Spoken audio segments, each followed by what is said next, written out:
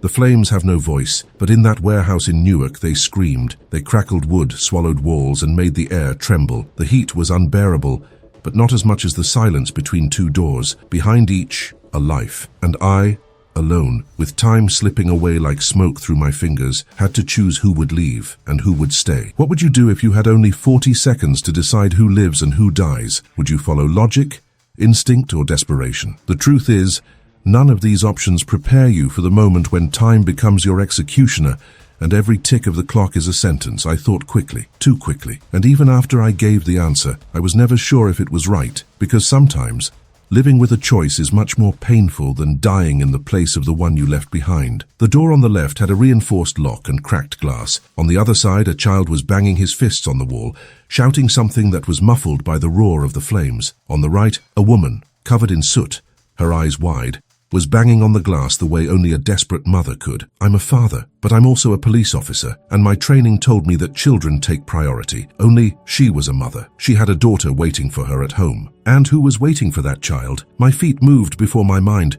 My hand turned the doorknob to the right, and in that instant, I became someone else. No longer Marcus Darnell, New Jersey cop, but the man the city would never forget or forgive. The fire burned me no more than the gaze of the family who lost their child, and nothing I say, not today, not 10 years from now, changes the fact that someone died because I chose. And maybe the worst part of all this isn't what happened. It's what comes next. When the city decides you have to pay for trying to save someone. The silence of the city after the fire was more deafening than the thunder of falling beams. In the early days, I could still hear sirens in my head, smell smoke on my clean clothes, and wake up thinking the fire was back. But when the ashes cooled, it wasn't peace that came. It was the sound of other people's guilt trying to live in my skin. On the front page of the newspaper, they put my picture next to that of the boy I couldn't save. The headline didn't say hero.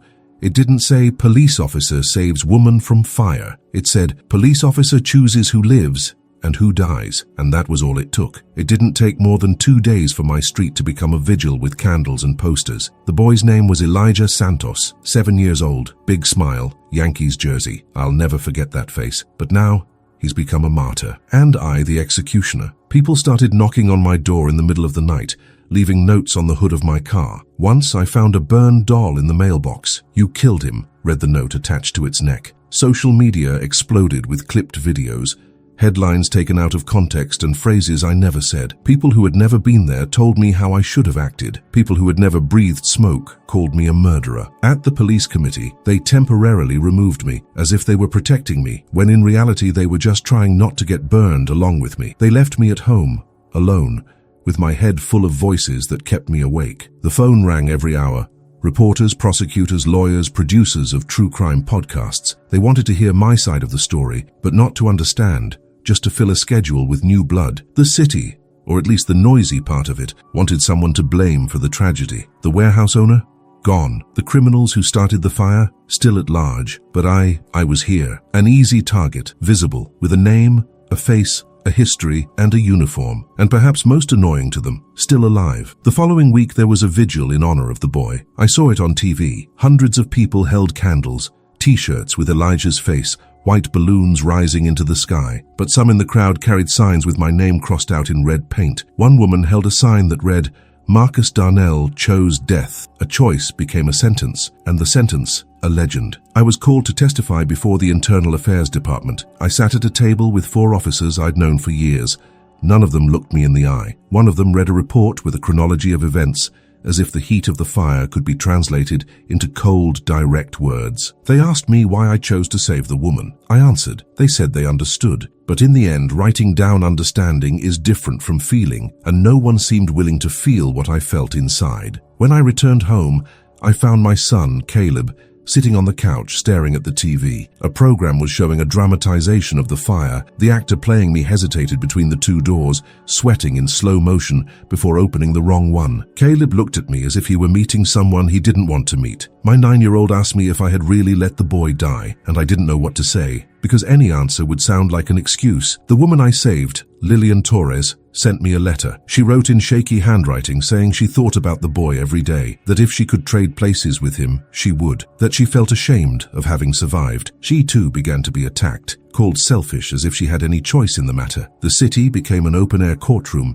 and we both became defendants with no chance of defense. Before the fire, I used to walk the streets of Newark with my head held high, greeting neighbors, children, and shopkeepers. Now I cross the street when I see someone coming toward me. There's a look that doesn't fade with time, a look that says, you should have died instead. And when you start to believe that, maybe something inside you really has died. Before all this, no one knew my name, and that was enough for me. I was just another cop among many, doing my job. I arrested small-time drug dealers, calmed down couples' fights, found missing people, nothing that made headlines. But it's strange how, when you mess up, or are thought to have messed up, everything you did right disappears, as if it never existed. I remember one night in 2018, I had just finished my shift when I heard a call on the radio from outside my zone. A woman was screaming that her son had fallen into the Passaic River. I was exhausted. I wanted to go home, see my son sleeping, but I went there. The water was dark. The boy was trapped on a floating log. I jumped in without thinking and I pulled him out. The mother fell to her knees, crying. The next day, no reporters showed up, no ceremony, not even a thank you letter, and that was okay. I wasn't doing it for that. There was another time in the early morning when I stopped a teenager from jumping off the Market Street overpass. He was crying, saying no one cared. I stayed with him for almost 2 hours, without a uniform, without a weapon. Just me, him, and the wind. When he came down, he hugged me so tightly that I couldn't sleep that night. I wondered how many seconds there are between giving up on life and wanting to keep going. I think it was because of that boy that I hesitated in the warehouse, because I know how much a moment can change everything. But those stories don't appear when they turn you into a monster. No one wants to hear that you've saved lives when they're busy hating you for losing one. My record was reviewed line by line, but not with the intention of understanding me. They looked for flaws, any deviation, any questionable behavior, and they found nothing. But even that wasn't enough. Even Caleb changed with me. He stopped waiting for me at the window, like he used to when I got home from work. He stayed locked in his room longer, answering with short sentences. The school called saying he'd drawn the fire during an art class, a figure in a police uniform standing in the middle of the fire, surrounded by accusing stares. It was me. He'd drawn me with my eyes blacked out. What destroyed me wasn't the judgment of others. It was realizing that my son, my own flesh and blood, was no longer sure I was the hero he thought I was, and maybe he was right. Maybe I never was. Lillian Torres called me weeks after the letter. She wanted to meet. I was reluctant. Part of me wanted to run away from her for the rest of my life, but I accepted. We met at a secluded cafe. She wore a headscarf, the scars on her face still visible. We stared at each other for a while without saying anything. She was the first to speak. "Why me?" she asked. I swallowed hard. It wasn't the first time I'd heard that, but coming from her, it was different. I could lie. I could say I saw more opportunities with her. That instinct guided me, that I didn't know who was behind the other door, but it would all sound false. "I don't know," I replied. "It was quick. I just went." She nodded. She looked down at her cup. Then she said something that left me speechless. "I wish it had been him, because I could have died. He never stood a chance." She wept silently, and I felt something break inside me right then. Not from guilt, but from the realization that none of us escaped that fire intact. Lillian didn't hate me, but she didn't forgive me either, and that was harder to bear, because hate at least is straightforward, but what she felt was a mixture that even she couldn't name. And maybe that's why we sat there for so long, without saying anything else. I went home and looked in the mirror. I stared at my reflection until it hurt, and all I could think was, how many times does someone have to do the right thing to make up for the one they failed at? Because I did. I did it more times than I can count, but no one saw it. No one wants to see it. Heroism is only worthwhile when it's beautiful, when it fits into a 2-minute video, with a moving soundtrack and a happy ending. But when the ending is tragic, even if you tried, even if you bled, no one wants to know you did the best you could. They want someone to blame, and they were looking right at him. People think the worst was left in the shed, that the inferno ended when the firefighters extinguished the last flames. But what truly burned remained. It just changed location. It began to live inside me. In the early morning, when everyone else is asleep. In the middle of the day, when the silence weighs heavily. Sometimes in my son's face, other times in my own reflection. It started with the nightmares. At first they came occasionally, but then they became routine. The sound of the fire licking the walls, the door latch that wouldn't open, the child's eyes pleading for help. He'd wake up sweaty, panting, his chest tight as if smoke was still in his lungs. And then came the second part of the torture, trying to go back to sleep, knowing that when he closed his eyes, it would all start again. During the day, feigning normalcy became my main job. Away from the force, I began to wander around the house like a ghost. I drank tasteless coffee, Spent hours on the couch staring at a random spot on the wall with the TV tuned to a channel I didn't even watch. Caleb came in and out of the room as if we lived in different houses. My ex-wife called every now and then, asking how he was doing. She no longer asked about me. I tried to go back to therapy. I sat in the same chair where years ago I'd treated anxiety after a kidnapping case. But this was different. I didn't know where to begin. The therapist looked at me carefully, like someone trying to reach someone too far away. He asked me what I felt, and all I could say was nothing. But that wasn't true. I felt everything at once. It was like carrying too much weight on my chest and unable to let go. It was guilt, anger, fear, and shame all tangled up in a knot that wouldn't untie. I began to avoid public places. At the grocery store, I noticed when someone whispered, when a face turned too quickly after looking at me. One day, a woman recognized me at the pharmacy and said in a low voice that she hoped she'd never need a police officer like me if her house burned down. I just turned away. I was afraid of losing control. I was afraid to respond and confirm everything they thought of me. At home, the creaking of the porch wood made me jump out of my chair. Any dull noise, any shadow on the wall brought me back to the shed. It was as if my body was still there, trapped in that choice, reliving that moment in endless cycles. I could feel the heat again, the sweat running down my back, my vision blurred by the smoke, and worst of all, the door to the left, closed, motionless, as if daring me to open it now. Too late. One night, Caleb found me sitting on the kitchen floor, a half-empty bottle of whiskey in his hand, my face streaked with tears. He didn't say anything. He just stood there silent. When he turned and went upstairs, I felt like I'd lost another part of myself. Not as a cop, not as a public figure, as a father, because even he began to doubt whether I was still whole. Lillian called again. She said she couldn't sleep either, that the sound of the fire followed her, even on clear days. She had panic attacks, was afraid of enclosed spaces, and couldn't even get into an elevator anymore. She said she dreamed about the boy. She said he didn't say anything in his dreams, just stared, and I said I dreamed about him too. Only in my dreams, he blames me, always. He looks me in the eyes and asks why, and I never get an answer. I tried to cling to something that made sense, to the idea that I'd saved someone, that maybe Lillian's daughter needed her mother more than the world needed Elijah. But these were empty thoughts, because no moral calculus can ease the pain when a child dies by choice. And no one cares if there was any logic to it. They want someone to blame, and sometimes I choose myself for that role. These are not wounds that heal, because they don't bleed on the outside. They don't leave visible marks, but they hurt, and they remain open. Every comment, every news story, every face that looks away is a finger pressing on something that hasn't yet healed. Marcus Darnell is still alive, but some part of him remained there, kneeling before two doors, and that part never returned. The third time I was called to testify, I didn't expect it to be any different. The same questions with mixed-up words, the same eyes scrutinizing every pause, as if they could detect the lie I couldn't even tell, because I didn't lie, I just chose to. And that for them was enough. The Internal Affairs office had that stuffy smell of an old building, mixed with stale coffee. The lighting was harsh, impersonal, almost clinical. Sitting before the officers, I realized no one there wanted to understand. What they wanted was to fill in a line in the final report, a misconduct, a protocol error, a technical reason, something to alleviate the pressure from the press, the public, and their superiors. "Officer Darnell," one of the investigators said, adjusting his glasses, "why did you decide to enter through the right door when the left door visually presented less resistance?" "Because there was a woman beating her hands, calling for help. She was conscious. I thought I could get her out in time." He wrote it down. He looked at his colleague next to him. The other continued, "Did you know there was a child on the other side?" "No, I knew there was life there, just like there was on the other side too, but that didn't matter. They wanted an objective flaw. And I only had feelings, and feelings don't fit into forms. They asked me to describe the scene again. It was the 8th time I'd told it. Each time, one detail more, one detail less. Every variation was treated as suspicious, as if my panicked brain was betraying me, and maybe it was, because I couldn't even remember the order of things properly. I only remembered the heat, the pain in my lungs, my hands shaking, and the lock on the left door, the one I hadn't opened, starting to melt. The commander appeared at the end of the testimony. He said the department trusted me, but that an investigation was necessary. He asked for understanding. I just nodded. He knew.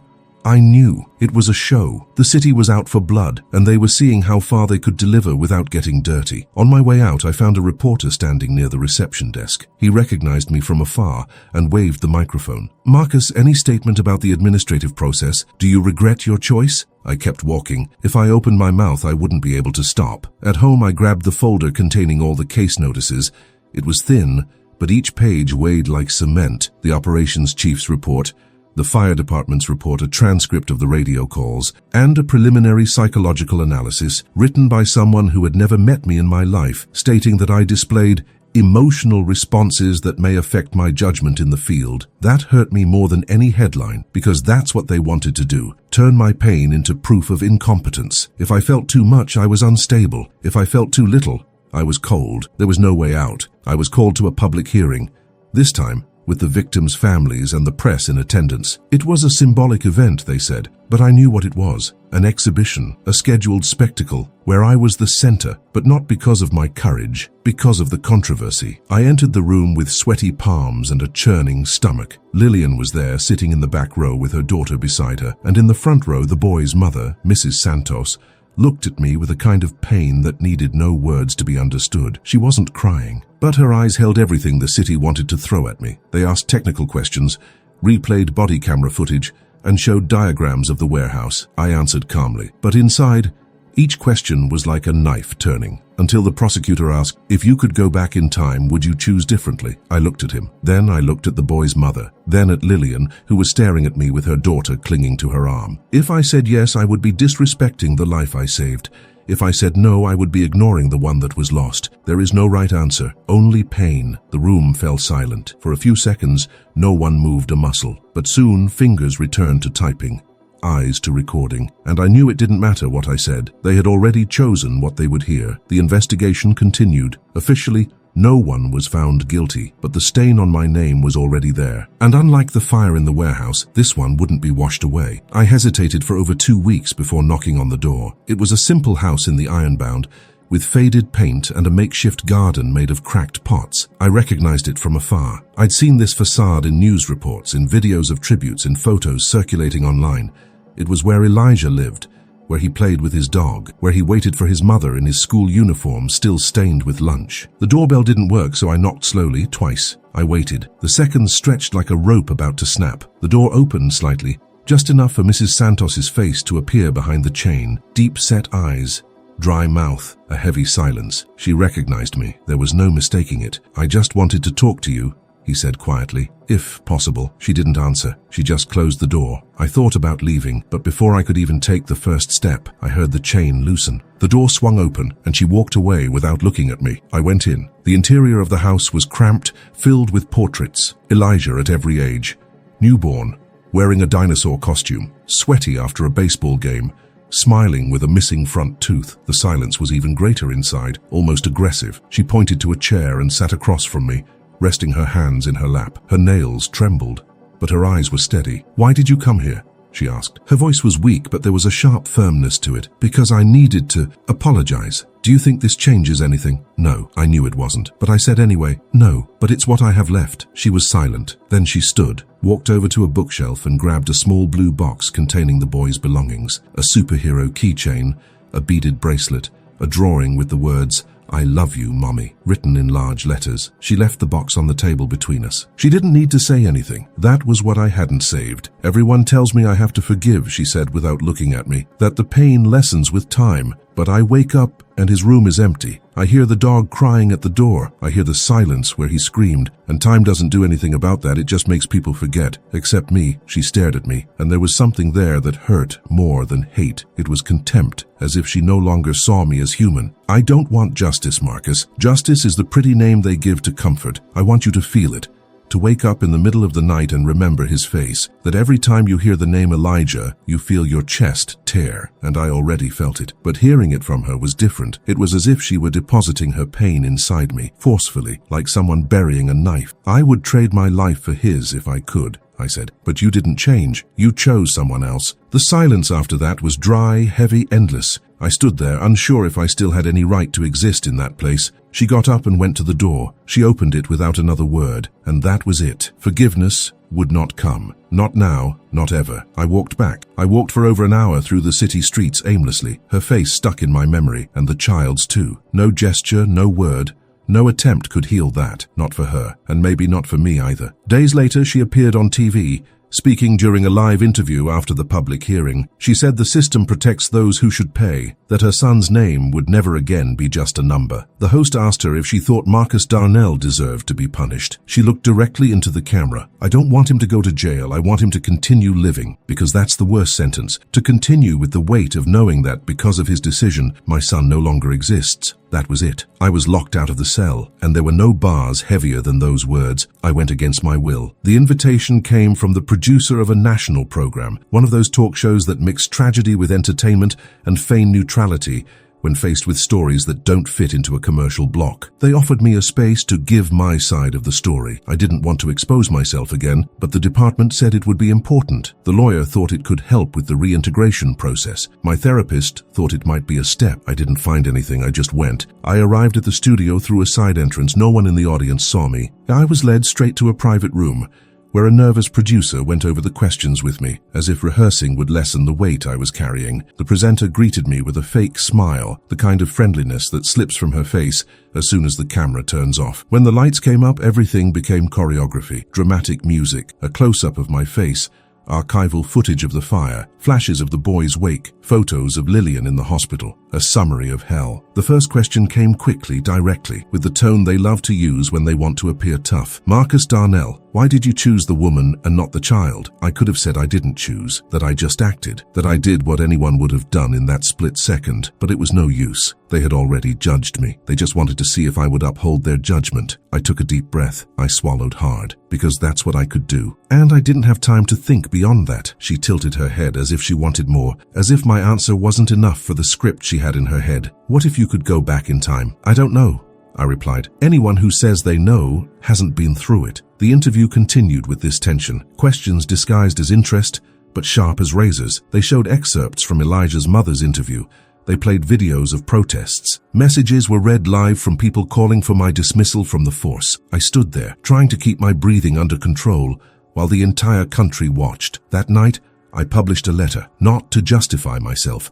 It wasn't a defense, it was a rant. I wrote it in the wee hours of the morning, between bouts of insomnia. I spent 2 hours deciding whether to publish it or not. I hit send at 4:17 a.m. In the letter, I said what no one wanted to hear, that I was neither a hero nor a villain, that I only did what I could in a place where any choice would leave a life behind. I said I thought about Elijah every day, that his face wouldn't leave me alone, and that if anyone thought carrying this was easy, they could trade places with me for one night, just one to understand. The letter was shared by thousands, but it was no use. The comments were full of people saying I was trying to clear my image. People called me a coward, a hypocrite, a murderer. Some even said the text had been written by lawyers, as if I were incapable of feeling what I wrote. The next day, my inbox was overflowing with hate emails, threats, montages, memes. The internet turned my tragedy into a recyclable spectacle, and every time the story cooled, all it took was for some channel to repost the interview video for it all to start all over again. Caleb saw. He didn't comment. But the way he looked at me changed again, as if seeing his father on TV didn't bring him pride,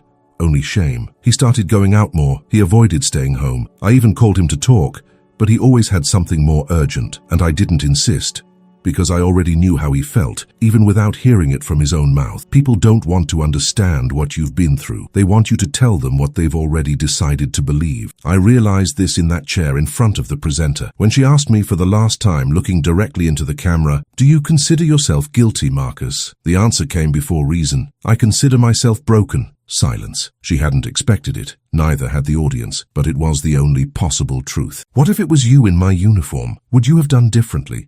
Would you have saved them both? Would you have chosen better? Or would you also be here, like me, trying to pick up the pieces of a choice that has no right answer? Maybe it would be easier to think no, that you would never do that. But until the fire hits your face, no one knows what you're capable of. The city no longer spoke of me as much. Time moved on, as it does with everything. New tragedies arose, new culprits. The headlines changed faces, but the silence that remained within me was the same. It didn't make noise in the streets, but it screamed in every corner of my head. I returned to work months after the hearing. I no longer patrolled the streets. They assigned me to administrative duties, far from the streets, far from any urgent decisions. It was like being present but without a function, as if the uniform still existed on my body, but not in my soul. My colleagues treated me with forced respect. A wave here, a brief conversation there, no confrontation, but also no welcome. On the desk in my small office was a thin folder filled with reports no one read, and inside the drawer, a copy of the letter I'd written that morning. It was the only thing there that seemed alive. Every now and then I'd reread it. I'd try to find some lie. I never found one, but that didn't relieve me. Caleb had been spending weekends with me, but the space between us felt wider than the police station hallway. He no longer drew. He didn't tell me his dreams. He didn't ask questions. One day he said to me, "Dad, why don't you ever forgive yourself?" I remained silent. Neither he nor I were old enough to ask that question,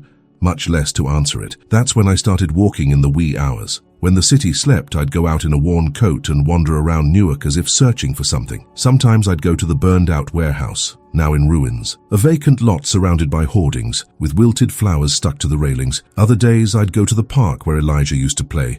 According to his mother in the interview, I'd sit on a bench and just stare at the empty slide. I wasn't looking for redemption. I just wanted to understand how to keep living without hating myself, because that's what no one tells you. The hatred of others can destroy you, but your own, it eats you up inside, slowly, silently, relentlessly. One Sunday, Caleb showed up with a gift, a small box carefully wrapped with a crooked blue ribbon. He said it was simple. I opened it. It was a keychain with a miniature uniform design, and on the back, an engraved phrase, "You did the best you could." I didn't cry in front of him, but later when he went to sleep, I sat on the living room floor and let it all out. Because that sentence, coming from him, who had been looking at me with doubt for months, had more power than any report, letter, or judgment. It was the first step, not toward forgiveness for others, for my own. I returned to therapy with a renewed desire. I talked about the shame, the fear of waking up and reliving it all, my anger at myself, the certainty that even if I had saved Elijah, I would have emerged from that fire carrying a different name, a different pain. Because in the end, the mistake wasn't in the choice. It was in believing I could get through it without breaking. Little by little, I began to write,